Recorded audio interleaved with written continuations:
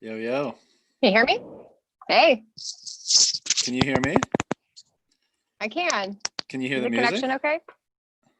No. What music No are you music? playing? Oh, damn, that didn't Mm-mm. work. Shit. I thought I was being cool. Try again, John. Try Yeah, I again. know. How you doing? I'm good. How Yeah, are you? pretty Yeah. good. Nice day. No craziness around here. Well, the normal variety of craziness. How are things in your neck Not of the too much woods? crazy. Things have been a little overly crazy lately. So I have a cocktail and I'm enjoying outside, even though it's like 105 degrees out. So it's a little too warm for my taste, but I'm not going to complain. Things are all What right here. what's been going on in your area? Has there been you're because you're like Well, somewhere rural, right? yeah, I'm pretty rural. We have a business in town, and we actually got broken into the other night. I don't know if it was Oh shit. related.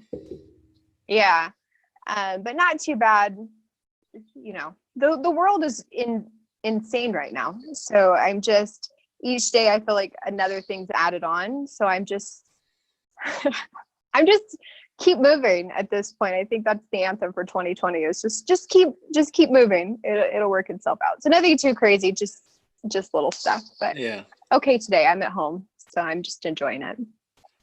I think as simple as that advice is, I think like what else can you do, right? I mean, you get at a certain point That's you true. get like either tired or desensitized to seeing all the crazy shit that's going on, and you get tired of feeling so frustrated or disheartened at like the absolute ridiculous stuff that you have to watch or that you come across. And then so you just end up focusing on your own shit. You're like, well, I want to make sure that my situation and the situation of my loved ones is as strong and good as possible, whatever comes next. So focus down, secure your shit, work, play with horses. It seems is part of the answer for you. Yeah, no, I I'm actually think super that's great jealous of those advice. videos. Are you? Yeah, Of I'm pretty course. lucky. I mean, I try to. The horses are great. The horses are. I honestly, every time I'm kind of sick of human beings, I just go out and hang out with the horses, and it just works itself out. But I think that's really good advice, and that's something that I talk to about. I forget even who, but when you can't control things in life, right? And so the easiest thing you can do is focus on what you can control and make yourself um, less less um, reliant on outside sources. And so I hope a lot of people are doing that right now. I think it's a perfect time to be like, oh, okay, so what can I do to sort of make myself more secure? Which I know you've talked about that before, but I think it's great advice. Like you can't control the world, you can control yourself, and you can do your best to control your world for sure. But Yeah, the I mean, horses are great. yeah, I Horses mean, are a good stress reliever. that's a pretty we can all try to eliminate our dependency on a variety of things, but it's a little bit harder to have a stable full of horses to just go and It's run true. around with when you're feeling a little down. Are you It's guys true. It's a like good point. off grid there, or are you like connected to the world? Yeah, we're on grid. So at the house, we're on well, and I do have solar set up, a backup generator, but we're on grid. And then at the stables, though, we're on well, but we're on grid. So we're on the outside of a town down at the stables. It's like a 30 acre ranch just on the outside of a town. And then I'm an hour away up the mountains is where home base is. So Oh um man. yeah, yeah, I'm way out. So that house you're building is an hour away from all the stables and stuff? Yeah, yeah. Holy So it's an hour shit. commute. Yeah. And is that Yeah. like on family property? Like your relatives will Mhm. be on the same property? Yes. So my family has a small ranch here. And so I bought a little parcel from them and I'm building up. It's actually the old homestead before Right. they built their house. So I'm just rebuilding that. So we'll be close to family, which is something I'm getting used to. I was out of the house at a young age and I like my space and I'm a total introvert. And so it's been interesting because I love family, but there's times where I just please leave me be. So Oh, it's been a an adventure for sure. But yeah. I yeah, mean, so my parents are right across the road. Um, yeah, so close to family for sure. Yeah, I mean, I think having your own space, at least there's a buffer or something. I'm exactly the same way. Left home super young, been away for, the last decade, and got stuck here at home during the COVID stuff, and still here. And my whole family works in the same business too. Like they work Mhm. in the restaurant business. So yeah, I understand what you're saying. um, how's the house coming Yeah. along? It's coming. We've actually got, let's see, I got the heating and air put in, which was a change of plans. I was going to do sort of like a Euro unit and just use the airflow that came through the house, but it ended up being almost the same price as doing central heat and air. So I went ahead and got that put in. And I've got spray insulation coming this week, and then it will be windows and insulation and then drywall. So it's getting there. It's getting to the exciting stuff where I see it coming together. So we're still probably a few months away because it is a weekend project. It's when we have time, we work on it and do most of it ourselves. And But it's coming along. I think I heard you say your dad's helping you with it. Is that right? Yeah. Your So my uncle? stepfather and I are building it. Right. I made the plans. He has a background in construction, but more commercial. He builds stables for individuals, large barns, that sort of thing. So residential has been a new experience for him, but he's aware. And so I made the plans based on the square footage we were working with. He went through and did like all of the engineering stuff to it. And so it's been him and I on almost everything. We had somebody come in to do the electrical and some of the plumbing when I convinced him he didn't know what he was doing on the plumbing. But most of it has been us. Yeah, with a few hands coming in to help when needed. But it's definitely been a family project for sure. So I'm picturing you guys like in the house on any given day where you're working on it, right? And you're hammering away or you're Mhm. sawing or whatever. Lots of time to, I'm sure there's music sometimes, but do you ever get into the Bitcoin conversation with your stepdad, or have you, maybe that Um, happened a long time ago? we've had many and they continue. He has definitely come a long ways since the original conversation, which was that it was a one world order cult. And yeah, Bitcoin was. Bitcoin, yes. One world order cult that black market, illegal activities, everything that Fox News told him it was. And Hmm. so we've come a long way. I think the most heated conversation we had was one day I just had enough with it. And he was telling me how, because I was just telling him, well, what does the Federal Reserve do? Because his comment was that it's nothing, it's not real. And I said, well, neither is your dollars. Oh, yes, it is. It is real. And I said, really, why? Well, it's backed by gold. I said, no, it's not.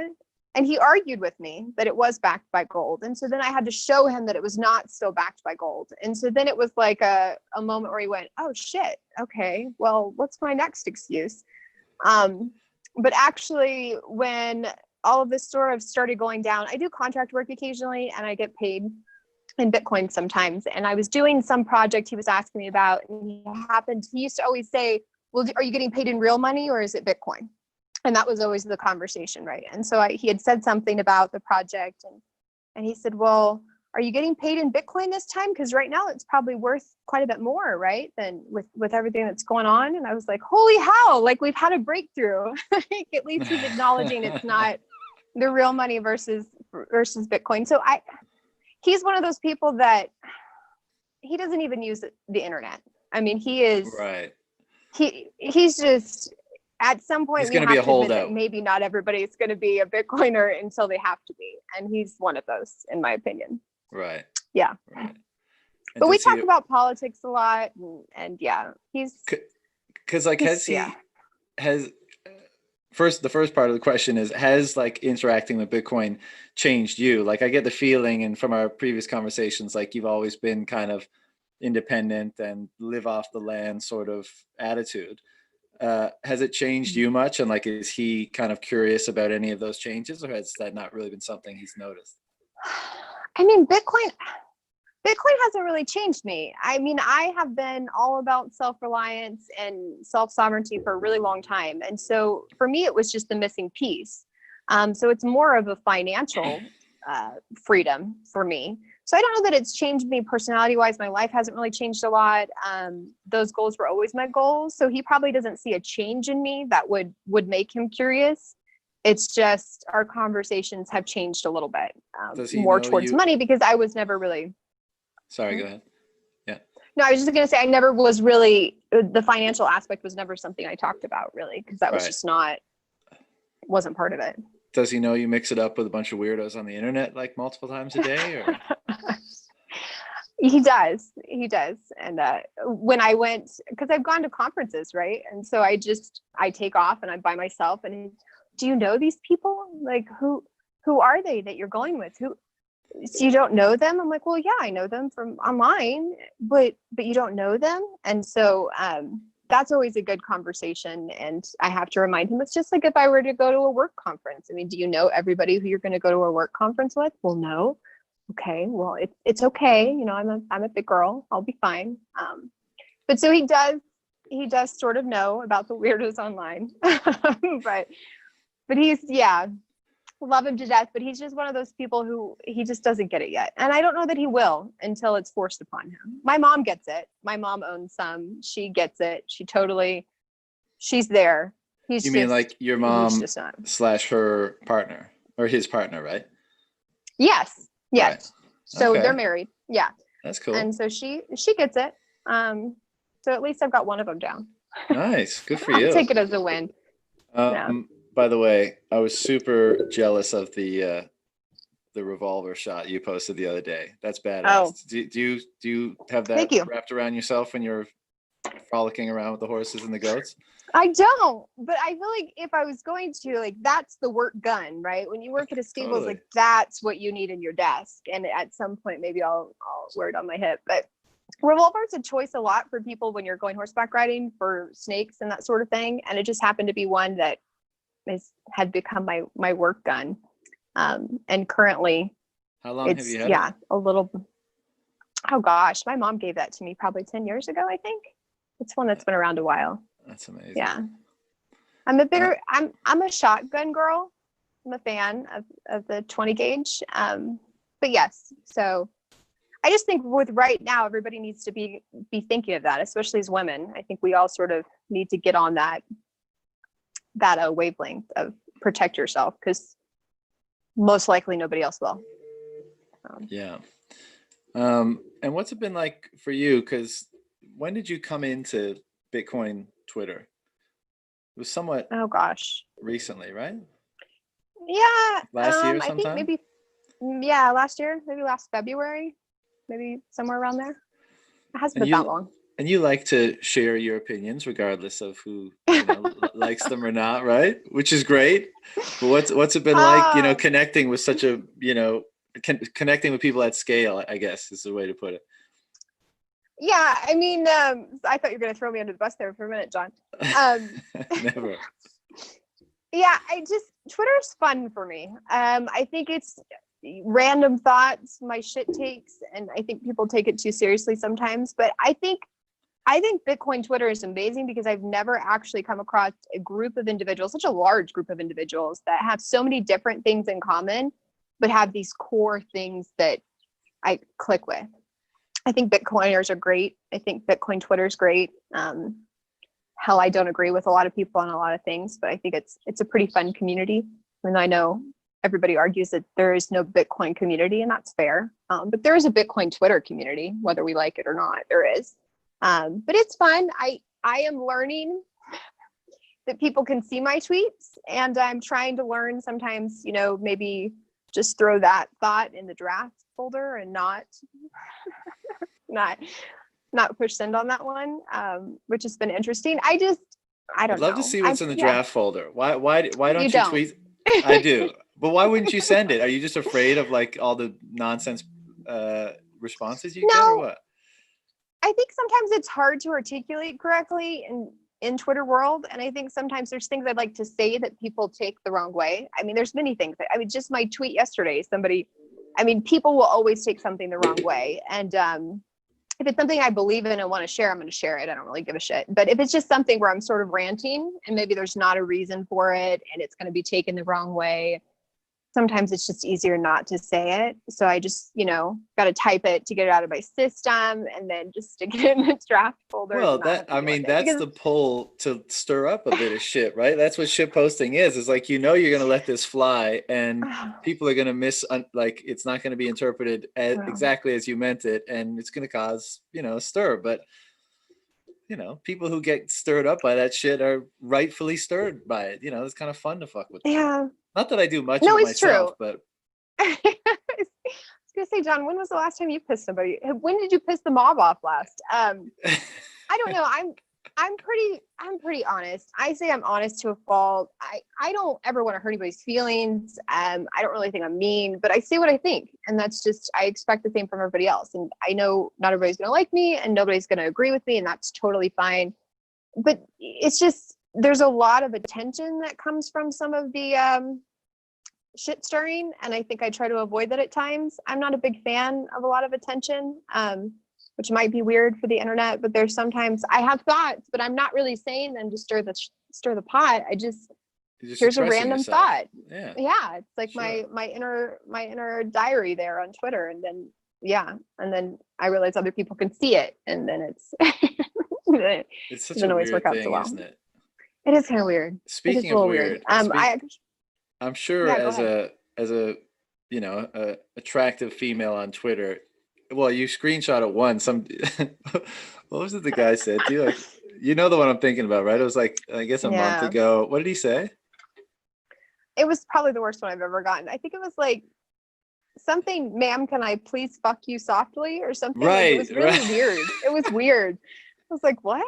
And this was after he had messaged me multiple times and I just kind of ignored it and let it go, and that one I was thinking, what? What? Who? What? There's weirdos out there. So I did have to. There are weirdos out there, and that's fine. I think I spent a lot. Gosh, I first got into crypto because I was in crypto before I found Bitcoin. I know it's very and I was scandalous. Anon for, I don't know, right? Don't tell people that. But I was Anon I was completely anonymous for at least the first year and a half. And so I know that being a woman on the internet, it just comes with the territory. And I try to be aware of that in how I post and what I post and not get that attention. But yeah, some DMs are funny. Some are very nice. Some are thoughtful. And it's nice compliments, and others are just weird as hell. And I don't understand people. And, but yeah, I think, You go. People are weird, John. Yeah. I was just going to say, I think being a woman on the internet is an interesting thing.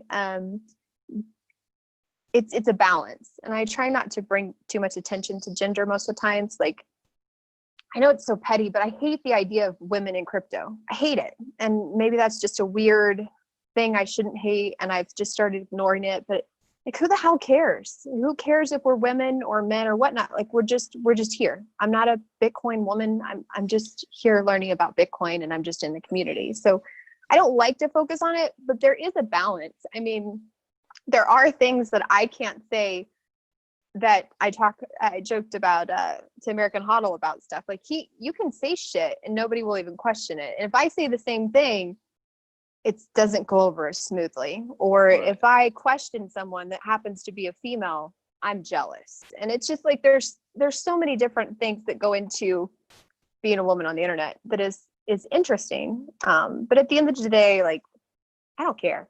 But yeah, well, I was going to say, does that shit focus on gender? Does that shit bother you or inhibit you at all? Because like, we get it too. It's just from other dudes. And like, most of us don't give a fuck what, if someone's being a weirdo or being, slinging shit or whatever. Right. Does it bother you? No, and I think the only thing that's bothered me is I don't like being grouped in with individuals for actions I'm not doing. That was something that was bothering me for a little bit. And actually, there was some sort of controversy recently, wasn't there?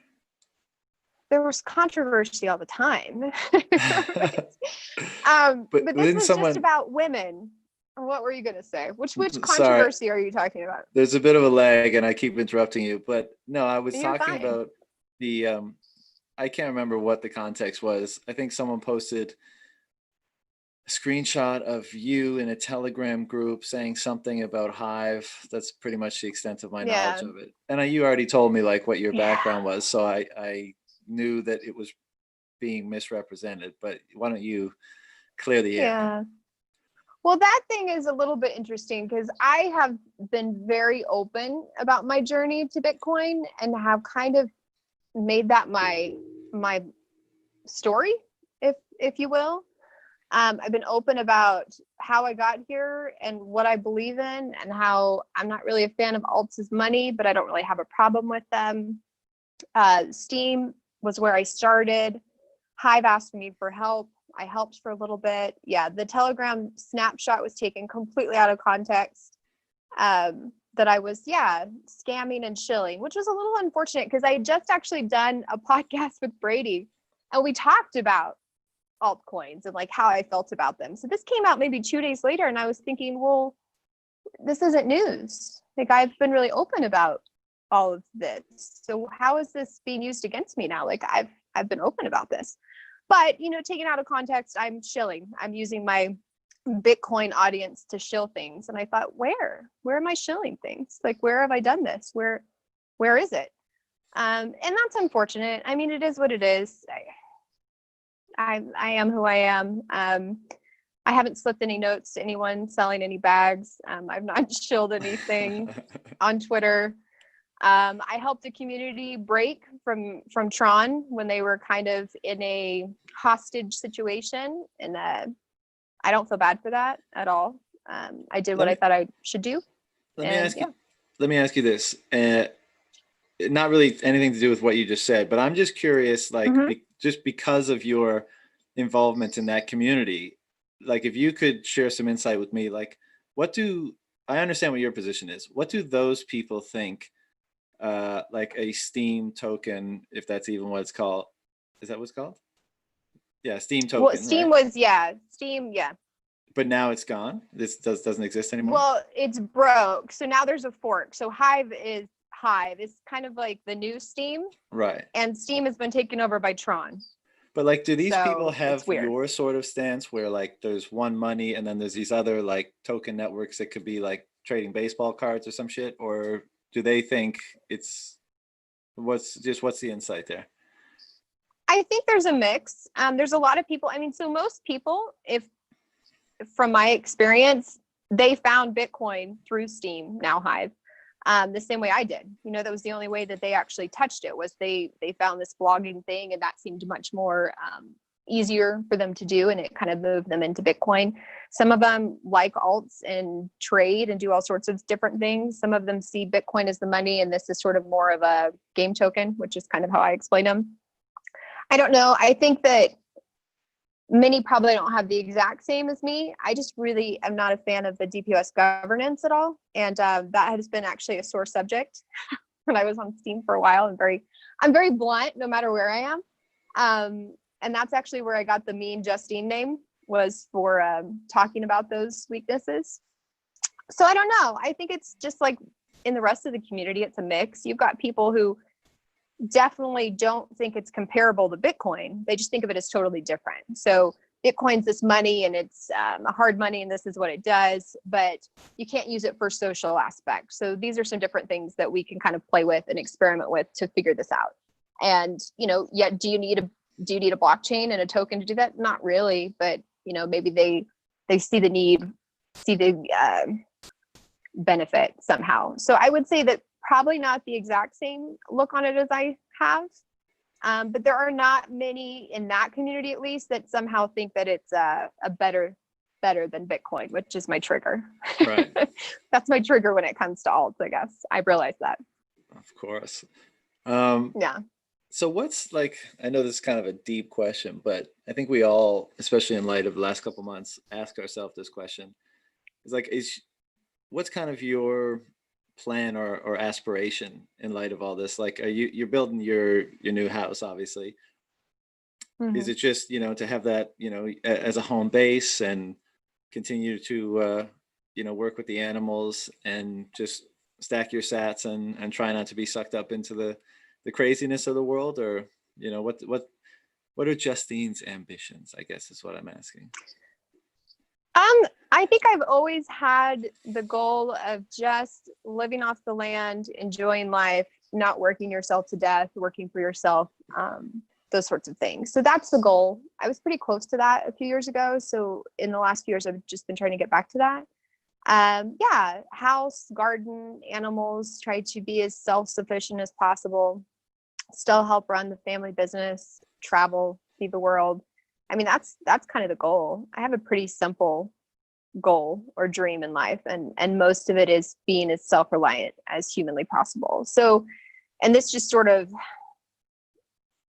made it even more important with the last few things, the things we've been seeing in the last few months. So yeah, growing my own food, having animals that provide some sort of food source, stacking sats, preparing for as much as I can. I prepare and hodl. That's sort of what I do and have always done. So yeah, I mean, those are sort of my goals in life, I guess. Yeah, I think I think there's probably a lot of people that share very similar aspirations. Independence, Yeah. rural, some like a place where people aren't gonna fuck with you, totally independent. Right. You know, the simple life, I guess. Yeah. Which is funny because when I was a Simple kid, life. yeah, well, when I was a teenager, like I wanted nothing more to live in the biggest city in the world, and just at the time I wanted to be in like a stockbroker, and the initial part of my career was in wealth management, and I went to Shanghai and did that, and it just ended up not being as satisfying as I anticipated that it would be. And I still enjoy spending a decent amount of time in really big cities, all up until a Mm-hmm. couple of years ago when I left Shanghai. But I still think I'd like to have a tether there, or visit them frequently. But just nothing is better than being in a good environment, right? Like an environment that you feel good in, that's natural, that you can do a lot of stuff outside in, around good people with good food. Like that is Yeah. that's it. That recharge your batteries, that make you feel good, and some meaningful work, right? Obviously, it's something that you think is worth your time, resource to put toward and stuff. But pretty much every Bitcoiner I speak to, what you described is what they want. Yeah, it's the citadel life, right? Like, and before I even had heard that word, that was my goal. I mean, for Yeah, so many years, it's your community. It's a small community. You're building up a community, and you're trying to find like-minded individuals who maybe add into that community in one way or another, to kind of take care of yourselves. And yeah, that's the goal. But I'm the same way. I really like to travel. I grew up in a little rural town and then went out and saw the world. I went from graduating of a class of 13 to moving to Deep Ellum in Dallas, Texas, and just like a little loft apartment, taking it all in. right. I kind of moved around a bit and then realized that what I really liked was that watching the sun go down on your front porch, and just the simple life. But I love to travel. I love European cities. And so I go back and forth. I like the idea of the social aspects of a city, but I want home base of barefoot in the grass and watching the plants grow. Yeah, So yeah. That was always my like ultimate objective too. I just kind of had that sensation like I want to spread my wings a little bit before I become like a mountain hermit sort of person. But I feel like I've done a lot of that. Like I prioritize travel like ever since I was a teenager, and as a result now, like I'm becoming, with every month, like I just more and more a homebody, right? Like I want to find the place. The problem is, or one of the one of the problems is, with everything that's going on in the world and the way in which governments are behaving, like I kind of struggle to determine like a good jurisdiction. I mean, I know the default is like wherever you're from, whatever country you're a citizen of. But there's just so much fuckery these days that like I wonder if like the citadel, hunting for citadels will happen sooner rather than later. You find like a jurisdiction like something like a Malta, or I don't know, some Caribbean island that has favorable policies and very kind of laissez-faire attitude, and people flock there and start building a different kind of, not a different kind of society, but like people flock there because there's not as much yeah. shit going on a government level. Oh, absolutely. I mean, I moved back to California because that was sort of the only option at the time, and the family needed me. But I I hate California. California is Like, brutal for government stuff, right? it's so bad, and it's so beautiful, right? And there's so many things that work so well for living off the land. Like, you have a great growing season and all of these things that are really work for it.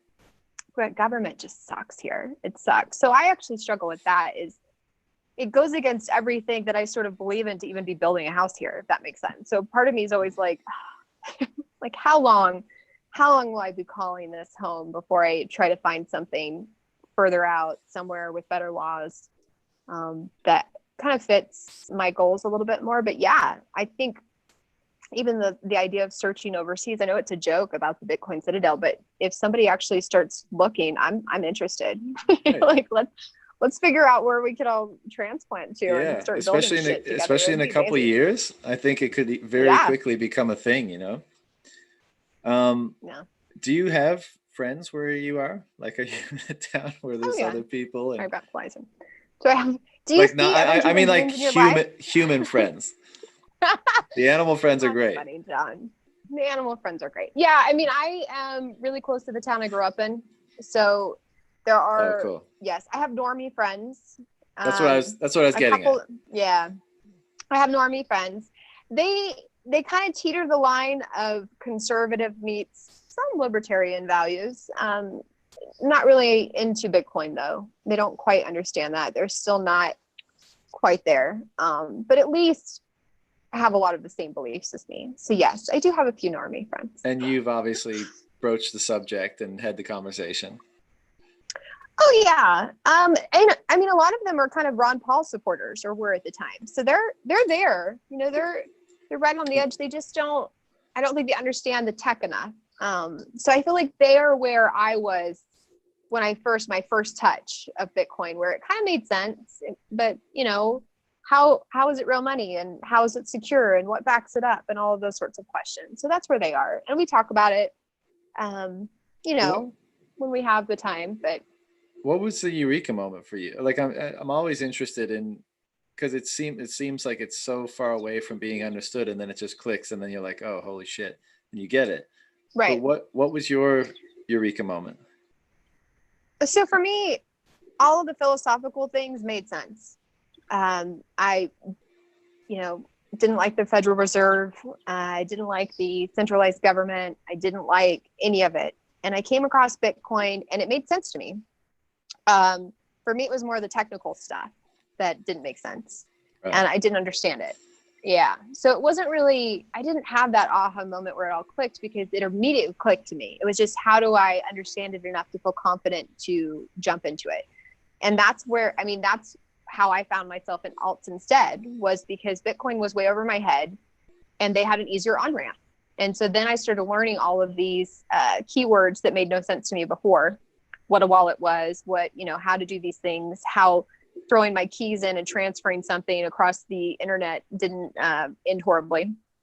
And then realized, as I was trying to fix, because I spent a lot of time trying to fix Steam. Like, honestly, I didn't understand Bitcoin enough to know that there was really a big difference. I just knew that there was this cryptocurrency and it made sense. It clicked to me. This could be amazing. This could be huge. This is revolutionary. But there were these things that I saw that didn't work for it to get there. And so I spent a lot of time trying to fix it. And then it was like I had this moment where I went back to Bitcoin and looked at it and understood more based on the experience that I had had. And then it clicked and I was like, oh shit, like this is what I was looking for. This was it. This is the money.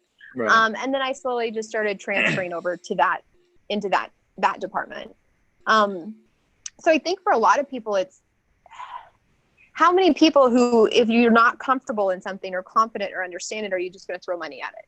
You know, it's hard. It's a hard thing to ask people unless they are in it for a short-term gain and they understand the market and they can kind of do it that way.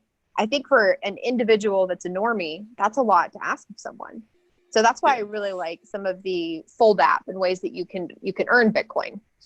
A couple of my friends, like, they own Bitcoin because I make them, because I've installed a mobile app for them. And this is how we kind of go back and forth, which is the same thing I did to my mom. Like, yeah, okay, we're going to go get coffee and you're going to pay this time, and I'm sending you sats for that because I'm forcing you to use it so that you're familiar with it, and then it'll get easier over time.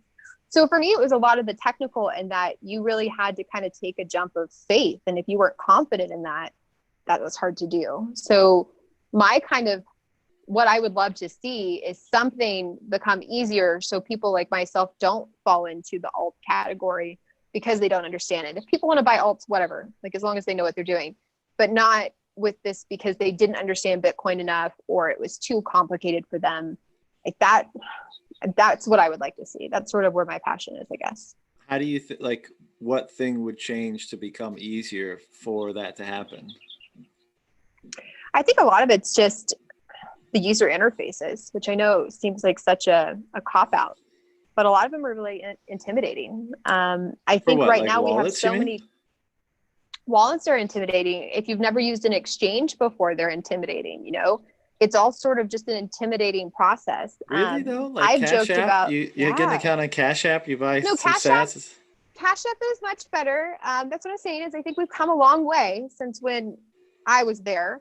But on Cash App, they have to buy first. They don't know what they're buying, right? They have to believe in it before they jump onto Cash App to buy it. So So I don't it's an know. education thing. I think it's an education thing. For me, it's an education thing, and then having the resources readily available for the questions that they have. So when they go buy, you know, how do they use it? But you know, you're right. Cash App is pretty damn simple. There's a lot of wallets that are really easy. I think But it's beyond education, in my opinion.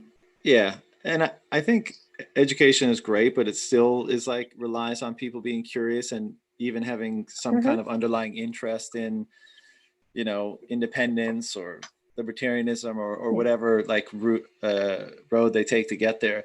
But I think there's two, like you mentioned, the kind of just number go up technology, the greed factor, and that brings in a lot of people. But I think like the way that this really snowballs is, I'm blanking on, there's like a formal word for this, but it's like social recognition or something, right? Like when you see someone who you respect or who you know well or who you like in some capacity say that they're into something, then you go, oh, maybe I should be into that thing. And I can't remember the name of the website right now. Actually, I'm going to look it up because I don't want to be a dick. But Brandon Quidham and company, who writes those great articles about mycelium and the structure of mycelium and Bitcoin, he and a couple guys have put together a website. Of course, it's not on his Twitter. It's not on his Twitter handle. Anyways, they put together a website where it's like all these famous people, like your Bill Gates and your, you know, Steve Wozniak and all these people that everybody knows. And it's quotes of them talking about Bitcoin, you know, so that people can see that like people that they otherwise respect or admire or envy or look up to are talking about this shit now too. And I think once that happens on a bit of a bigger scale, and you know, I guess effectively once it becomes a bit more mainstream, because most people just have a herd mentality, you know, that's just the way it is. And when they see like people they respect and people they admire do something, then that's when they perk up. And if until they see that, they just assume it's not worth the attention, I guess. Yeah, it has to be kind of justified in their eyes by someone that they are confident in or that they trust, also saying this is cool shit. That's why Zuby Music, you know, Zuby does a great job about, he's not all about Bitcoin all the time, but it's clear he loves Bitcoin and why, and he shares that with his fans. And I think that's why I try to I think we have to be really I don't know, I think Bitcoin's for everyone, and I think it's great when people talk about Bitcoin, even if I don't agree with how they do it or what they're doing or how they use Bitcoin. I think Peter McCormick is a great example of that, of someone who gets his ass handed to him all the time for not doing what people want him to do. But also he's talking to people who are talking about Bitcoin because he has them on. And that's getting out to a lot of people. I mean, a lot of people are hearing about it due to him reaching out. And I think that's a net positive. And I think we kind of have to think about that. But I think you're right. The more people that talk about it, and the more people talk about it when the number goes up, the better it is. And then you just need those resources that they can get into it easily and have questions answered that they have. Yeah. And I think it's improved a lot. I mean, when I first looked at it in 2016, I don't even know what was available. I just know I was totally overwhelmed, and it was just not, it was not on my level. And I probably gave up because I'm tech illiterate. And I think we've come a long way, honestly.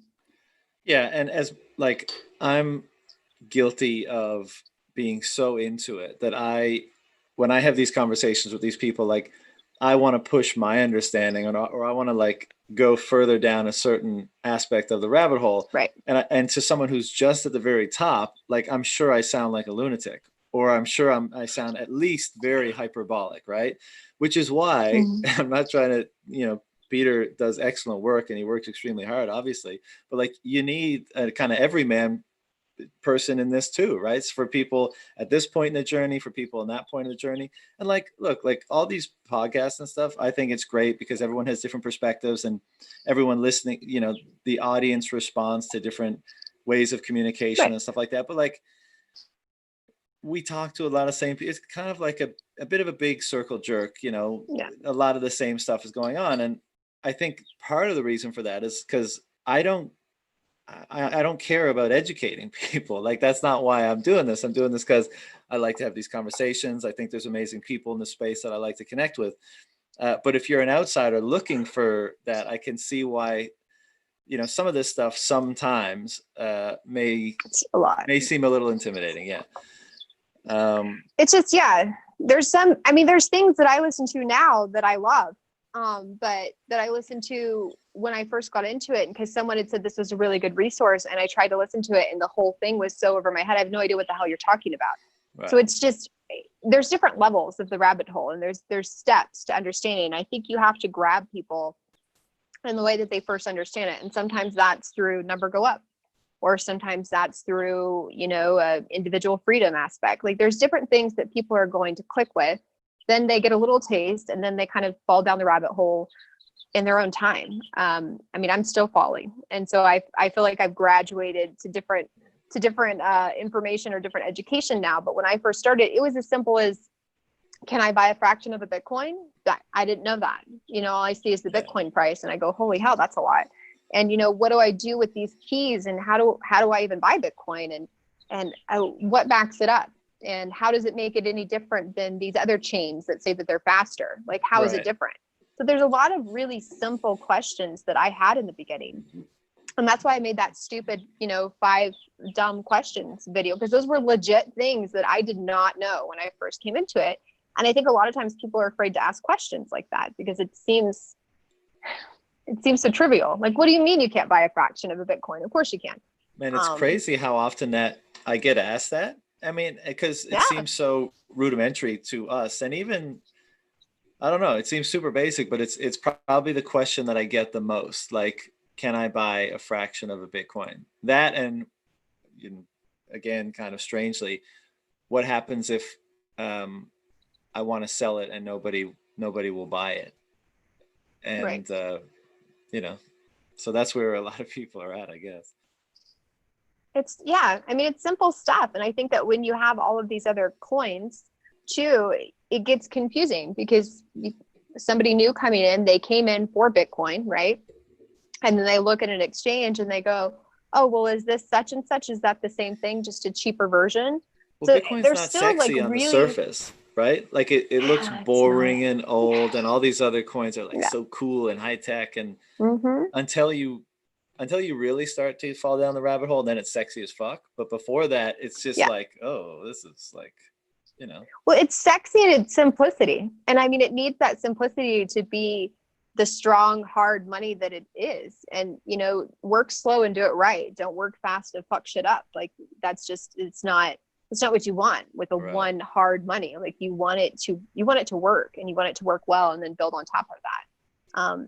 And that's sort of what I came around to, because I did see these alts and I thought, well, how can Bitcoin be money if it takes so long to transfer? And how can it be money if these fees are so high? And then when you get into it and you start using it, you realize it's all bullshit. Like it really is.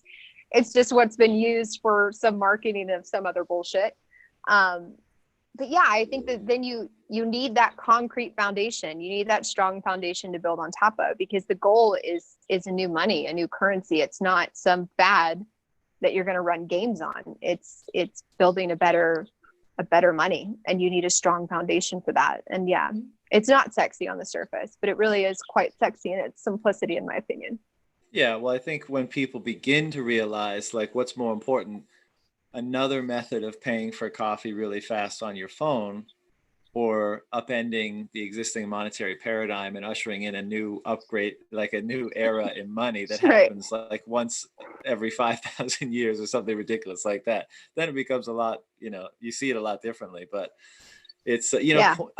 I was speaking with, I don't know if he wants me to mention his name because he's in the business. But anyway, speaking with someone recently, and I haven't been to Coinbase's webpage in like maybe ever, but definitely like 3-4 years.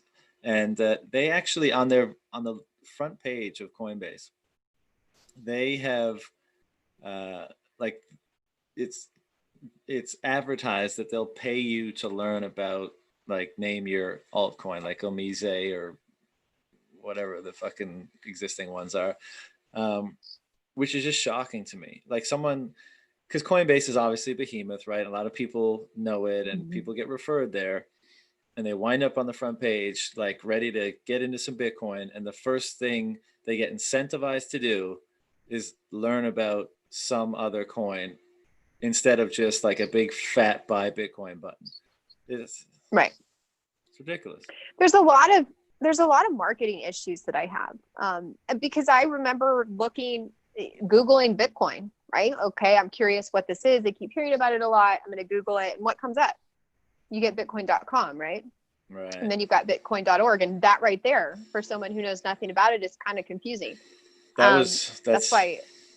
That's such a blemish, the bitcoin.com It really stuff. is. It really is. And it's hard because when people like that then take advantage and use the name to further their own project, that's why it's my trigger. That's why the better than Bitcoin is my trigger. I don't give a shit if people want to play with alts.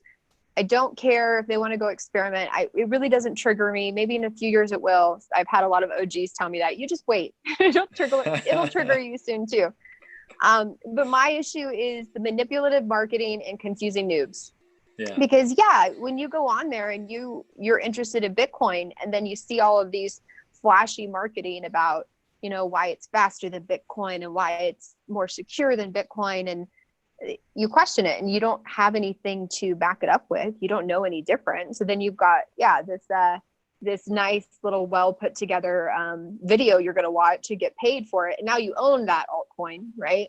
So once you have your fingers on it and you own something, you're more interested in it. So it is unfortunate. I don't know. I just think that the easier we can make education, the more quickly people will get into it. And hopefully, if they're buying those other coins, it's because they want to and not because they think they're getting some version of Bitcoin. Yeah. That's sort of where I am. Totally. Mentally. And like I'm on, you've said this a bunch of times before, but of course I think they should all be permitted to exist, right? And right. If and so as a result of that, there's obviously an opportunity for steering people away from things that are going to do them financial harm. And so I think Coinbase is a pile of shit. And I think it's crazy that they're financially incentivizing people to go down, to go a different direction just because they want more trading commissions basically on their platform. But that does create a huge opportunity for your Swans and your Rivers and your, these Bitcoin only platforms that there's no ambiguity. You go there and you buy Bitcoin or you set up a DCA or whatever, and that's it. And like, I'm hoping, I still know a lot of people are going to get fucked somehow. And then on the next big run, because, I already see a bunch of it, but I'm hoping way less than before, like the auto DCA thing really, I think, I'm hoping at least it becomes like the way people get into this. You don't have to worry about timing things. It's now a good time. It's not like, I really hope that, and it's a way easier sell too, right? Like you don't have to think about like, when should I invest my 10 grand in this stuff? It's like, my $100 a week or whatever it is. Sure. I'll do that. And right. I'm hoping, but there's a huge opportunity because Coinbase is a pile of shit with that, with what they're getting on with. Yeah, I think that there's a big opportunity as well. I think that we've come a long ways. And I think in this next bull market, we'll see a lot of more people go straight into Bitcoin. I think there's a lot more resources. I think they're more widely available and more flashy. And I hate to say that, but people are attracted to flashy, right? So when you at least can get them in a flashy way to something that is beneficial for them and they can learn from, rather than flashy BitConnect or some bullshit that's going to wreck them. Yeah. And that's fine with me. I mean, to be honest, as much as I cringe about a lot of these TikTok videos, I'm just going to be honest, I do cringe. Whatever, like somebody likes them. And if that brings a few people in and they get curious and they start asking questions, whatever. I think it's a net positive overall. So I'm reminding myself of that too. And I'm sure I make people cringe. Actually, I know I make people cringe. They tell me it all the time. Is it just but at the end of the day, like, sorry, go ahead. No, go ahead. I was just gonna say, is it just me, or does it seem like a lot of the women that enter this space are like crypto oriented, at least at the beginning? Like, have you noticed that? Am I just being a dickhead here?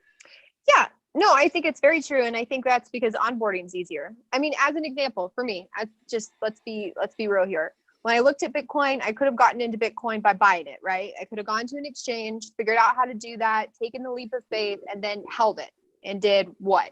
I just would have it, right? With Steam, I went onto a site. I didn't have to pay anything. I didn't have to just throw my money at something. I sort of started using it as a social thing, and then I was earning it.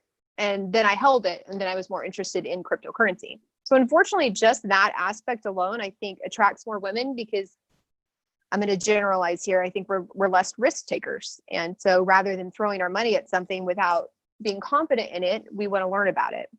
And that's why I really do like a lot of these different ways that you can earn Bitcoin, because I think that's huge. I think earning Bitcoin is going to bring it to so many different people.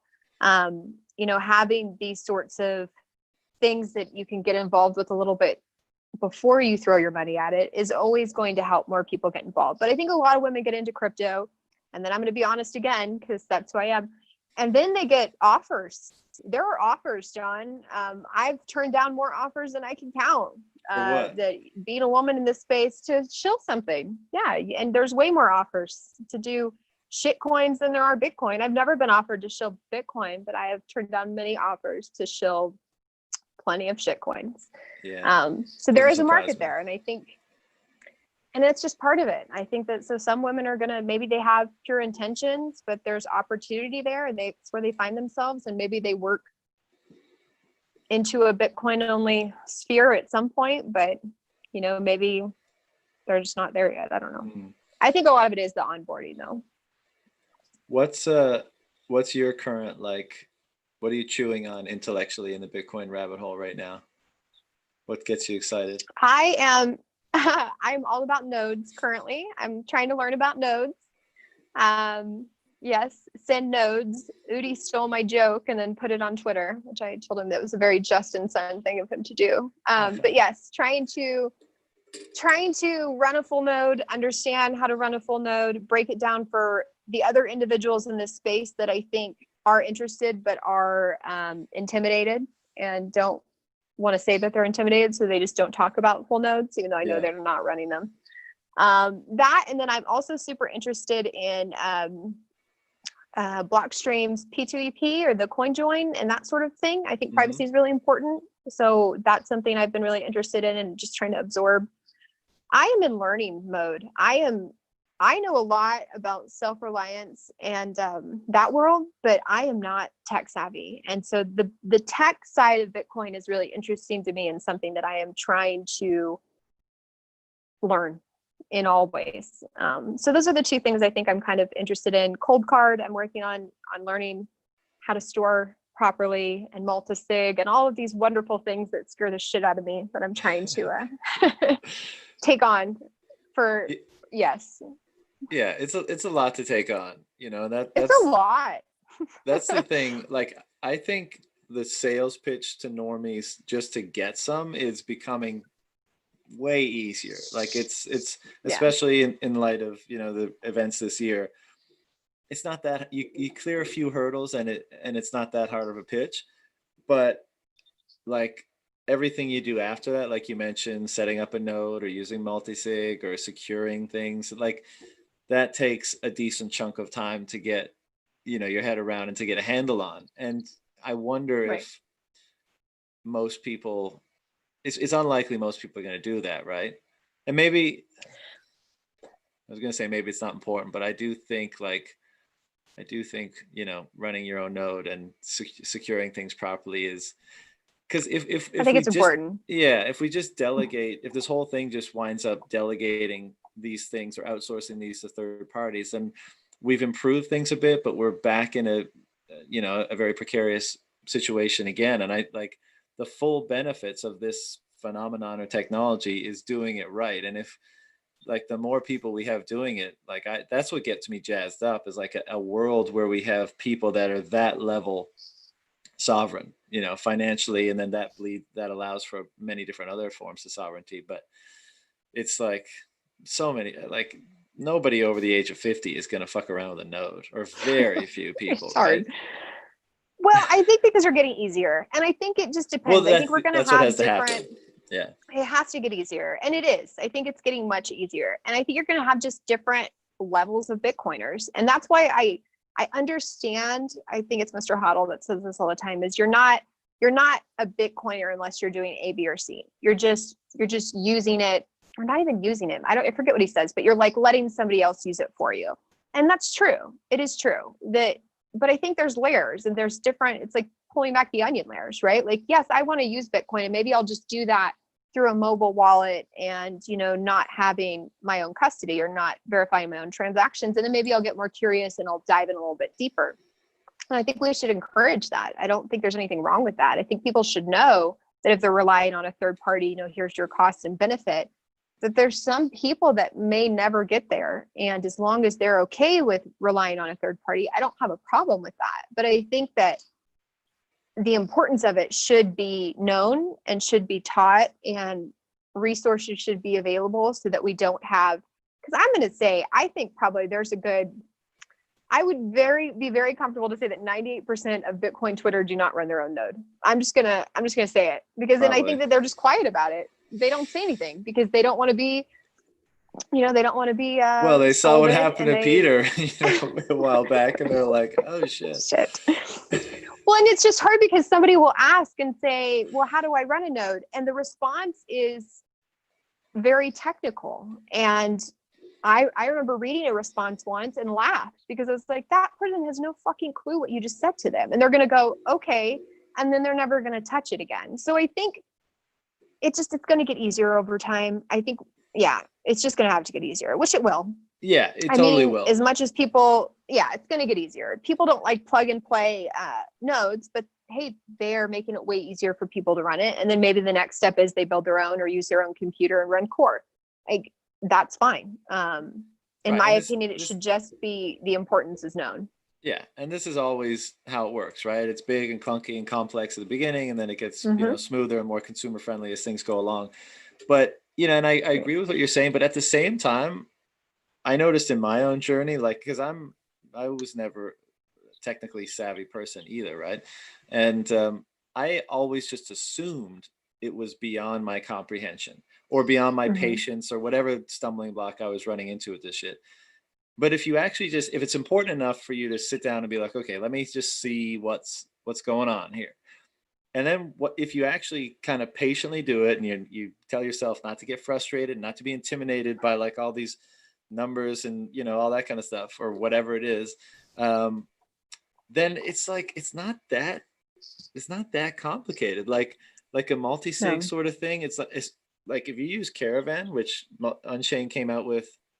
I think they initially came out with it last year, but I think there was recently an update to it. But like, that's easy as fuck if you want to do some sort of multi-sig scheme for whatever your purposes are.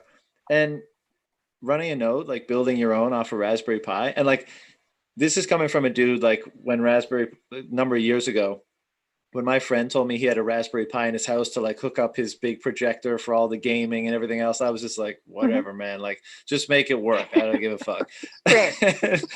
And now I'm like, so when I heard it immediately, I was like, well, that's not for me. Like, I'm not a computer tinkerer person, but it's actually just really simple, and there's some people putting out some good content to like help people with that, like Ben Mhm. at BTC Sessions. He's done a bunch of good how-tos and stuff, but like I think most people think it's more, I guess what I'm trying to say is most people think it's more complicated than it actually is. And like anything, if it's important enough for you to kind of focus your attention and spend the time, I feel like even though it's going to get easier and smoother and better, it's pretty accessible right now to people. It's just they have to get over their own assumption that they're not, like it's too complicated for them. Yeah, I think it's a lack of confidence. I Yeah, absolutely. And I think that there's a level of fear as well, because when you're dealing with money, that's that extra level of kind of not wanting to fuck fear. up. Yeah. Yeah, you don't want to fuck that up. But I think lack of confidence is a huge part of it, and that I learned. So when I was doing my self-reliance thing, I started making my own products, and it actually came from deciding I was going to make all my food from scratch because I wanted to only put good stuff in my body and no more processed foods. And then I would go in the bathroom and look at all the stuff I was buying from the store and I was putting on my skin and going, oh, okay. And so I started buying natural stuff, and then looking at the ingredients, it was all stuff I could buy. And so then I was curious. And so then I started making my own stuff. But what I learned was I started teaching other individuals how to do that. And very quickly, I realized there was a complete and utter lack of confidence, that nobody really thought that they could do that. Even making your own food, pasta sauce, bread, they think it's very complex. And if you can Right. break that down and teach them how to do one thing, it's a ricochet effect. Like they're more curious and they go after it. And I think it's the same thing with Bitcoin and that tech. It seems so scary. And so if we can grab them with one thing, a really good how-to, and there is some really great content out there, and just get them to try it in a safe way, they realize it's not so hard, and then they're Yeah. curious, and then they fall down that hole. So Yeah. I think lack of confidence is a huge part of it. Totally. And it's a great point, because once, people do something that they thought was like way hard, like it's a very empowering feeling. Like you were saying, it sounds like you Mhm. made like cosmetic products and soaps and all that jazz.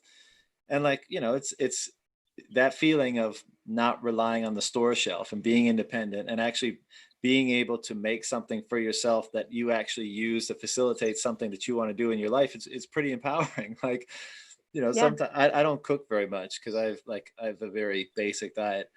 Um, but if I ever cook like a dish where I break out the recipe and like do it all, and this is a poor example because everybody cooks. It's not like you're building a house or anything like that. But you know that scene in Castaway where Tom Hanks is like, "I have made fire," and he's all like like ecstatic about Yeah. it, and he's freaking out. Like I feel like that when I make a Yeah. dish or something, because it's like I fucking made that shit, and it's awesome. There's so much Sometimes, pride. There's so much pride yeah, that comes right. from that. And I think that builds you into a better human being. I mean, we could get deep into, society here and how we live as human beings and why we're all sort of fucked up, is like, when was the last time someone made something and took that pride and had that empowering moment of knowing that they could do something themselves?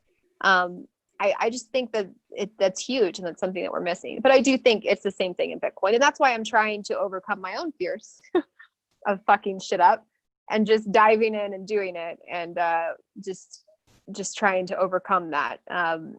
Yeah, because I think once you sort of go over that hump, that first hump, it gets easier. Yeah.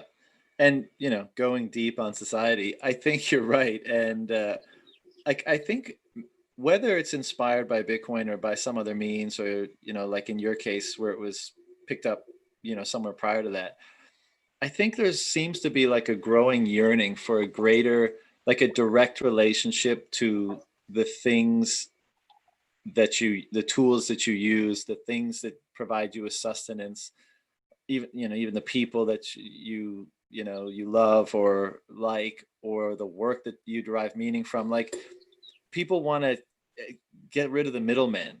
One, because it can't be like, Mm-hmm. food is a great example. I don't know what the fuck is in those Cheetos, right? I don't know, all the Mm-hmm. weird ingredients and stuff. And like, I think there's a yearning to going back to having a direct relationship with the things that you interact with in your life, because you can have a more trusted relationship. You can take more pride in it. You can learn more from it, from engaging in that activity or behavior, all those reasons. And like, it's certainly the case for me, I guess.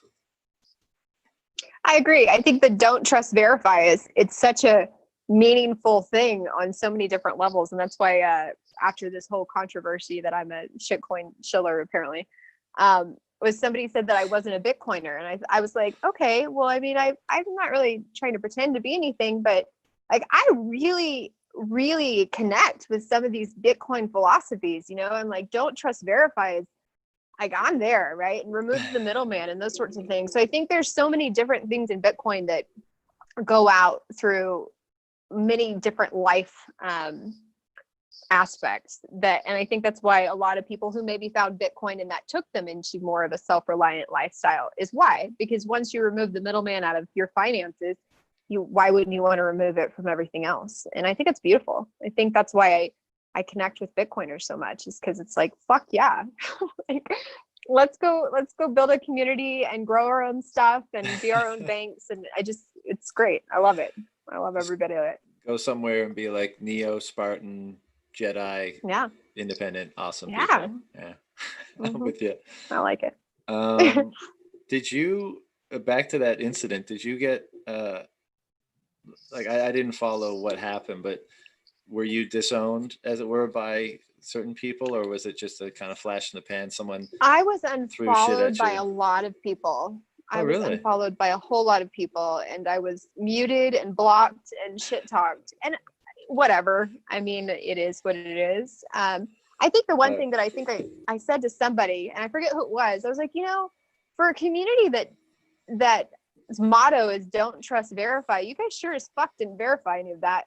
Like, did anybody, like, nobody asked a question here? Let me show you the rest of the context of the message, because what it was, and you know, to be fair, the screenshot was me telling someone, you know, telling a group to go to a Binance post and post Hive on it. But what was happening in that time is Binance had all these users' funds locked, not mine. Users' funds were locked. They wouldn't unlock them. They were being dicks. And so the only thing I knew how to do was go publicly put pressure on them. So I would go in there every day and just be like, go spam them, just tell them, you know, like, I don't know what else to do.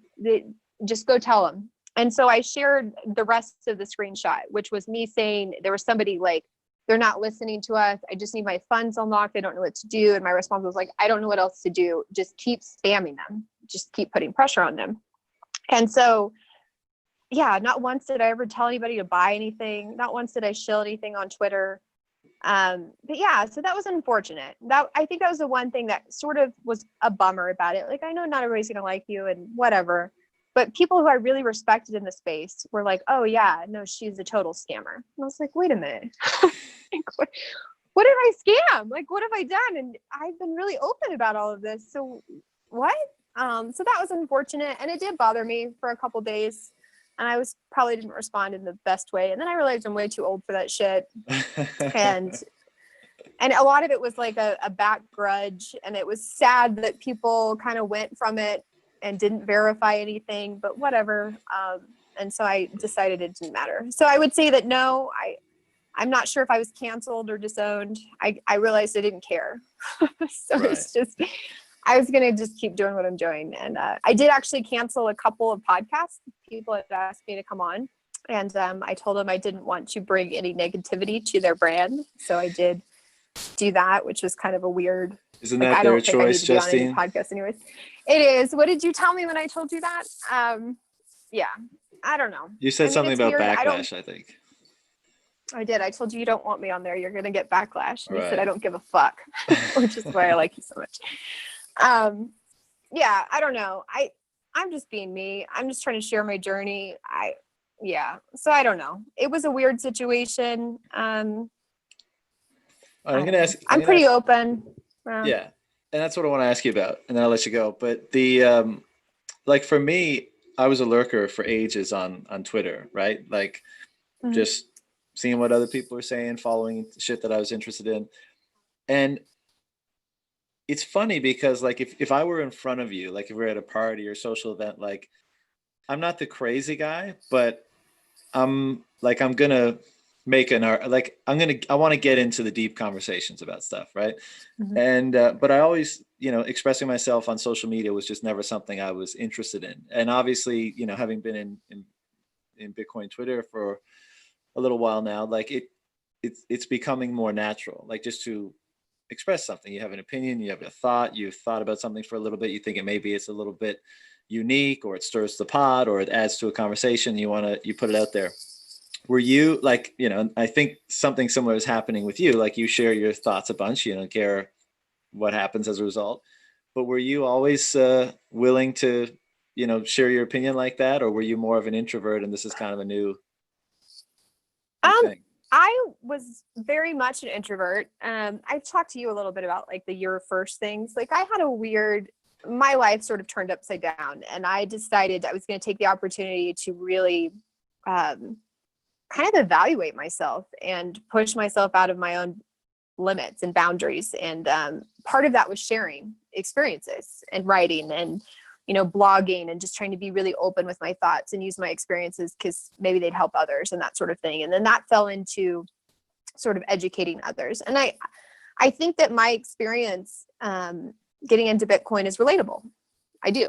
And I think sharing it based on a lot of DMs I get is helping people. I've walked people through, hey, Justine, I saw your thing about how I shouldn't keep my money on an exchange. How do I take it off there? Like simple things like that. So I'm trying to use my experience to help others.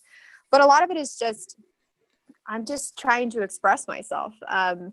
And some of it is totally me just throwing shit out and not really expecting anything in return. And some of it's just trying to help another person.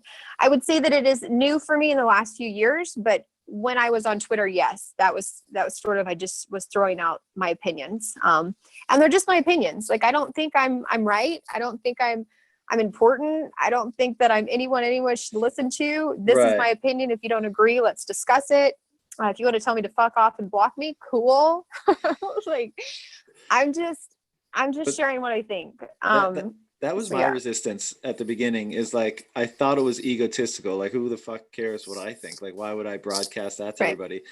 But then I, started to warm up to the idea that it's such an important piece, if you want to refine your thinking, to actually put it out there so that it can be reviewed, and I use that term loosely because some people are just going to shit all over it. But it's true. But otherwise, it's just a thought circling in your head, and you might be led. You might convince yourself that it's a good thought, and that good thought might form the basis of your behavior or other thinking or beliefs or whatever. And maybe it's absolute shit. So, I think that's the benefit, is like, and it's the real test. Like, okay, you got this thought. I think it's sort of clever. You think you're right about something, whatever. You put it out, and then you see what the world thinks about it. And what I love about, the Bitcoin Twitter is like, there's no mincing words, right? And that's one of the virtues of it. It's like, it both develops like a thick skin. You shouldn't be playing in that field if you're going to get your feelings hurt by someone saying mean things to you. But, most of the time it's going to be people like, either correcting you or engaging in like a pretty decent dialogue where they're like, you're missing this, you're missing that. No, you're not seeing that's not seeing that. And like, I think that's part of the reason we shit post, and we like interacting with like-minded people. But part of the reason that we're there too is like, we're all trying to continue on our own developmental path of like, thinking more clearly, for lack of a more all-encompassing, term for it. Like, that's why you put yourself out there, not because you're egotistical, but because you want to refine your thinking, because you know how important the quality of your thought is at directing your actions and, all that kind of stuff. Well, it's a discussion. We learn from discussing things. And I grew up in a very conservative way. And then I went off to college and had like roommates who were the opposite end of the political realm that I had grown up with. And some of my most amazing conversations was sitting next to people who saw the world completely different than me and having a conversation about it. Like, I think that's the best thing you could possibly do as a human, to sort of, expand your view on the world. And I really enjoy discussing things with people. I enjoy the discussions that come up on Twitter. Sometimes I'm just saying shit. Sometimes it's just a random thought that I've had. Nothing is pre-planned. I had somebody come to me once and was like trying to give me a tip on my formatting, some post I had put out. And I was like, dude, I don't think about this shit. Like, I don't even spell check. You're talking to me about formatting? No. Yeah. People so reach out to you like talking about optics and stuff, and you're just like, bro. Yes. Yeah. Or things I should do. You should really do this and not say this. And Justine, you say the F word too much. And yeah, I mean, I get all sorts of advice, but it is very it's very just organic for me. I'm just having a conversation. I think it is weird because I am very much an introvert, and I I think it's still baffling to me, some of the reactions I get sometimes, like when things get a positive or negative reaction. I'm even shocked that many people saw it, which maybe is just a really dumb response. But it's different for me. But I think I've had amazing conversations, and I'm still learning and growing, and that's the goal, is to talk with people who see the world differently than I do.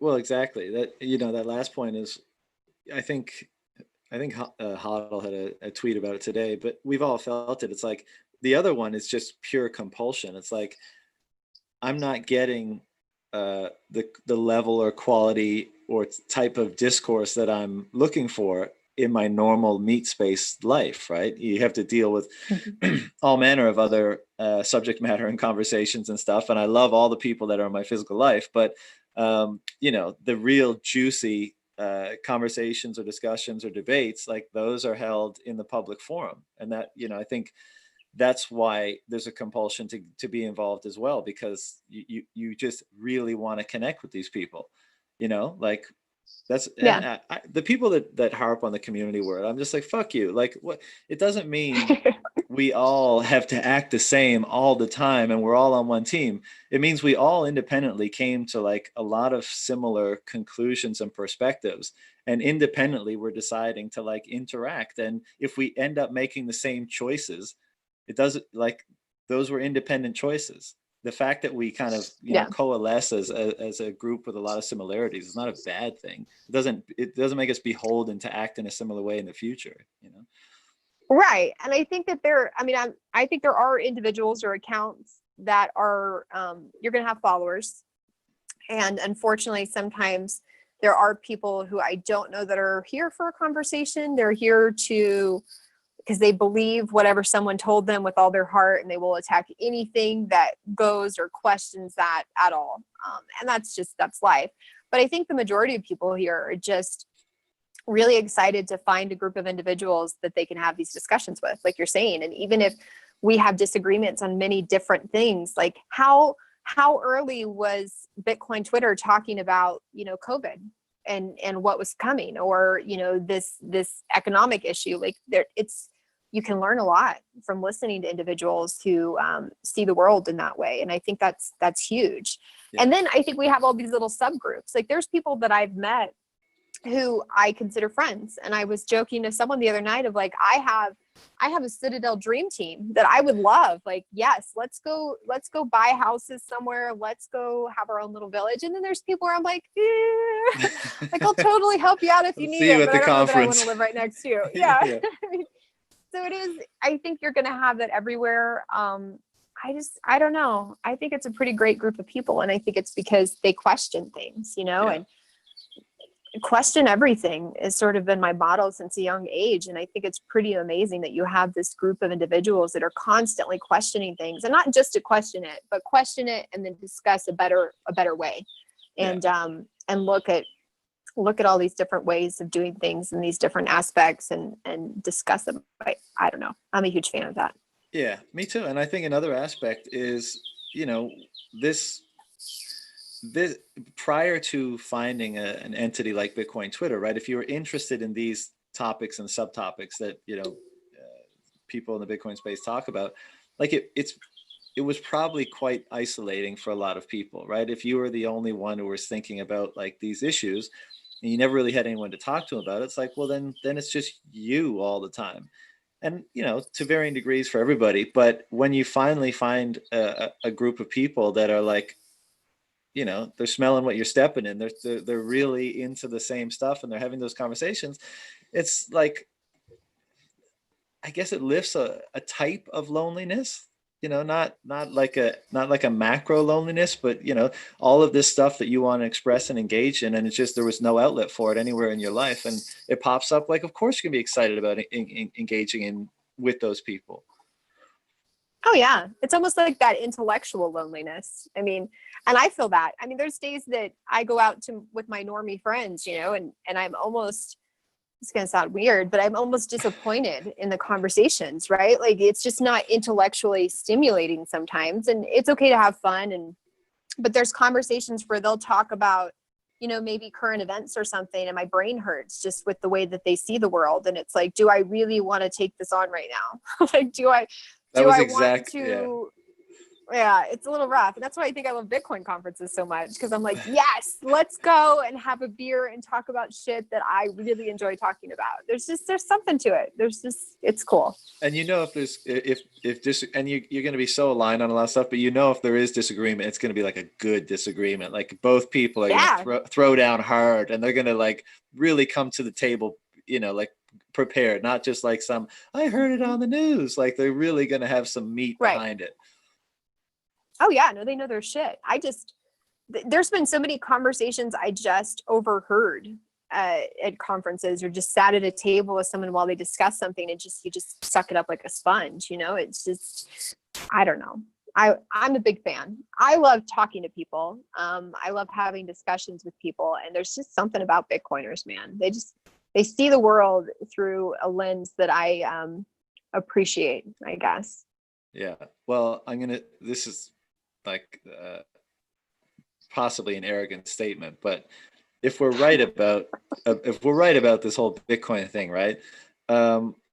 Like this is going to change people. Like I've been saying this a lot lately, but Bitcoin is a mechanism that either permits or prohibits certain behaviors, and because of how it uniquely does so, that's why it's so interesting, because it will permit or prohibit behaviors in a way that wasn't accessible before. So like this whole revolution thing is us. It is how it changes how we act as individuals and how we interact as individuals. I mean, that's what money is. The money is one of the mechanisms that dictates how that happens. The primary mechanism, maybe, at least for interaction. And so like this whole phenomenon of this community, or whatever you want to call it, it's not just like we're at the cinema watching the Bitcoin story unfold and like throwing popcorn at each other and having a good time while we're watching the movie. We are the movie.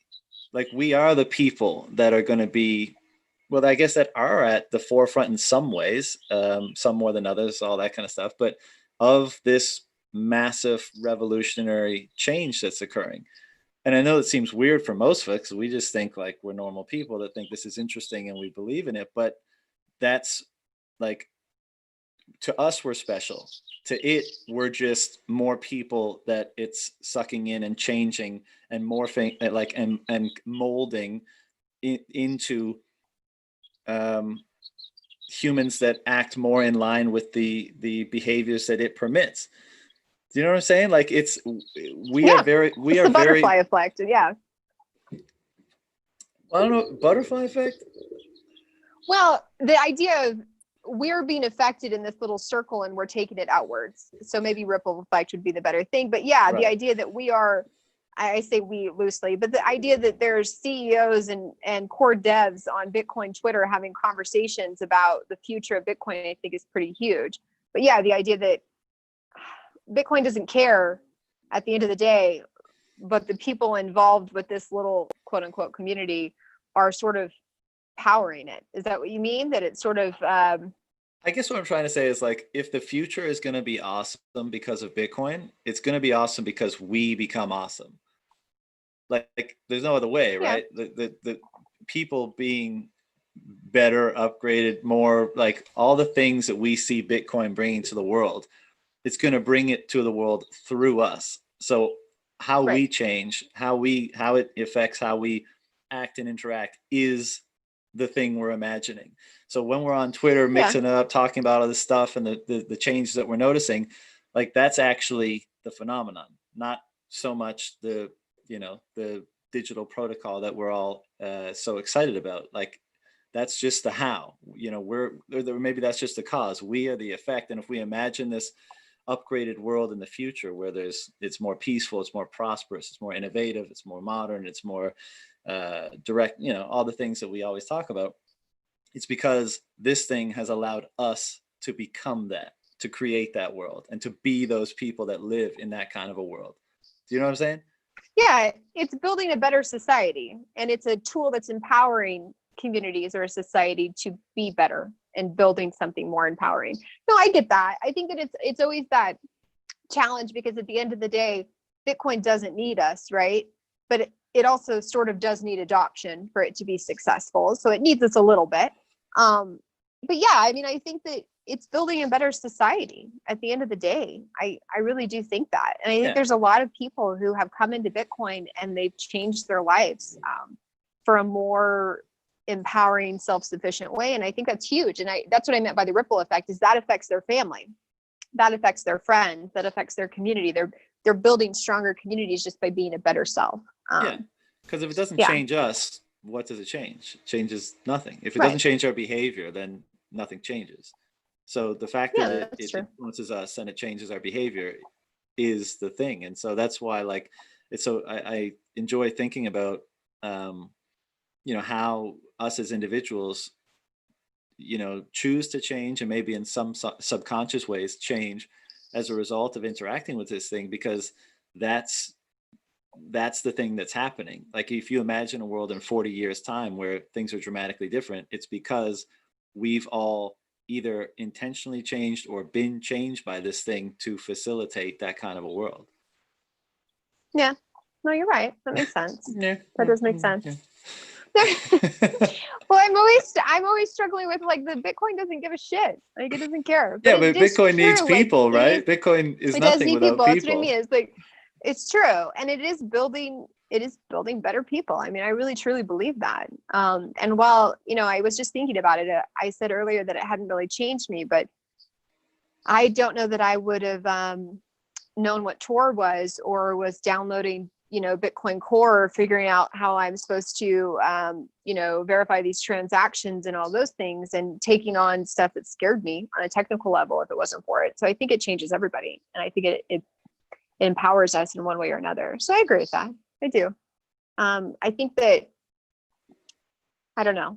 I think it's just it's a mechanism that changes so many different aspects of your life. And in my opinion, money is sort of that root tool that has been used against us and used to empower people through time. So to actually have one that can't be used against you is freaking amazing. It's just, it's amazing. Huge. Yeah.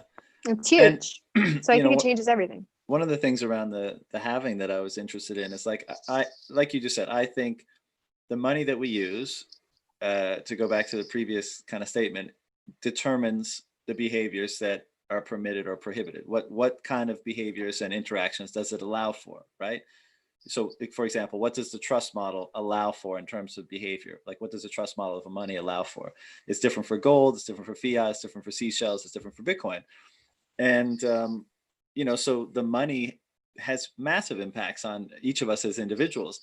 And so when the money changes, should we not expect subtle or gross changes within ourselves, because it's so influential on who we are? So in the context of the halving, when the money that's kind of starting to form the basis of, like, the money we use, or the money that at least we value the most, when that changes and hardens, right, it becomes more scarce effectively, or the issuance schedule declines. Like, as that money is morphing and changing, if it's so influential on us, should we not expect somewhat of a commensurate change in us? And, like, I don't know if it'll actually play out in the way that, as the money hardens, will we harden? Like, at the next halving, will we all be, like, kind of tougher, more serious, more, like, independent, all that kind of shit? Who knows? But I think it stands to reason, like, if we agree that money is the primary dictator of, many of our actions and interactions, and the properties of the money is what determines that, and the property of the money occasionally changes, and we would say in a good way, then should we not expect those changes to be felt in ourselves as well, in ourselves as well, in some way? I would think so. I mean, I don't know. It's like, once you've already been orange pilled, do you continue, like you said, do you continue hardening as it continues to harden? I think that this actually is something that I saw you trigger somebody about today, was the idea of how Bitcoin fixes this, right? Which it can be a little bit over the top at sometimes. I've seen people do it where I'm like, really?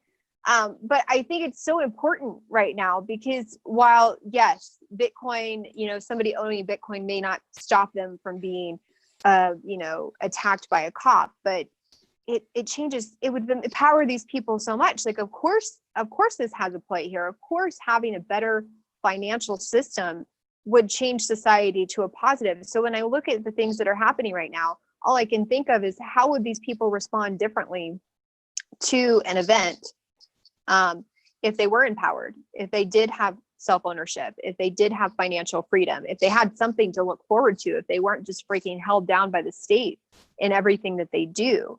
That changes you. So sorry, I was throwing back to that, but I do think that Bitcoin changes you and empowers you. And so to look at civilization and society, I think there's no way you can get involved with it and not change for the better in some way. Which maybe that's cringy. I don't know, but that's what I think. No, I mean, if the money is better, it's going to at least provide you with more optionality on your behavior, and then it's your choice if you're gonna choose better or worse. Or even with the Bitcoin as a money, it's probably going to limit the worse. So it gives you the option for better behavior, and I think that's part of what it's about. Right. And as far as empowering people, of course, like when I say Bitcoin fixes this, nobody holding Bitcoin was going to stop anything bad from happening. The point is obviously you disempower the people that would attempt to impose their will on you effectively. And obviously in most cases we're talking about the state and the different ways it intervenes in so many different ways, via force or via economic intervention or whatever. Yeah, exactly. I think that the whole idea is that you're taking power away from them, and therefore if they had less power, then they wouldn't have as much power to do these horrible things. And as you weaken them, that's what happens. And so I think people who get triggered by it are clearly not thinking in the long term. They're thinking in the short term. But yeah, better money changes society, and it weakens the centralized government that beats the shit out of its own people. Like, of course it has an effect. And I think like Bitcoiners say the Bitcoin fixes this, or feel compelled to say it more these days, because like things are going in a really bad direction in many cases. And if we just keep going with the status quo approach to these problems, protests, riot, social media blackout, and then a month later, who gives a fuck? Nothing has changed. The power structure has not changed at all. The monopoly on force has not changed. The funding of the state has not changed. You won't see any better result, and you'll probably continue to see worse results, because all these compounding narratives that are worsening, are amplifying each other. So like, I know some people are going to be triggered by me saying that, especially in light of recent events, that Bitcoin fixes this, but I kind of want to needle them. Like, I want them to ask why. And if they're willing to actually ask me why, then I'm happy to explain it to them. If they just get pissy and stuff, then I might poke around a little bit. But it really does fix so many things. So how can you not say it when things are going fucking crazy? I had to give you a hard time. We talked about me triggering people. I saw you triggering people, man. I gotta defend myself. But no, I agree. I think that I think so many of us expected this, right? We expected so many of these things to happen. And we truly believe that Bitcoin does fix it in one way or another. Of course, the short term, the moment, yes, okay, it would be ridiculous to say in that moment that wouldn't have happened. But if we had a better money, and therefore we had a better society, and we had a better power structure, and we had better economy, we wouldn't be in the same situation. And I think that's fair. I don't know. So I'm in the I'm not here for the pump. I'm here for the revolution. That's truly what I believe. I don't trade. I don't even rarely look at the price. I think it's better. I'm sure I'm going to love the pump. For me, it's bigger than that. Like, it's really about building a better society. Like, that's what draws me in. And to that point, that's what drew me in originally. And I was so much in that camp. Like, I'm talking when Bitcoin was below $1. I was so much in that camp that I didn't pay any attention to the price. I was just like, wow, this could be very revolutionary. and I totally blanked on like, well, if it works, then it's gonna have to go up in price. Like I wasn't looking at it that way. So Right, right. you know, I I know wasn't what you're thinking of it saying, that and way. I know what you're saying entirely. Um, Justine, last words, comments, triggering remarks. I'm trying not to trigger anyone today. I don't know. I think the world's crazy right now. I think the thing that's been on my mind a lot lately is check on each other, empower each other. Um, your community is your heart. And while we're waiting for our Bitcoin citadel, like build your community, find people in your community that have the same thoughts as you and kind of build up that power structure around you. And yeah, don't ever feel like you can't ask a dumb question. That's my motto for Bitcoin Twitter. I'm gonna make it okay to ask a dumb question, and I'll just take all the heat from asking it. Awesome. Well, always fun to chat. Thanks for giving me the time today. And I'm sure we'll be talking again soon. All right, thanks, John. See ya. Bye.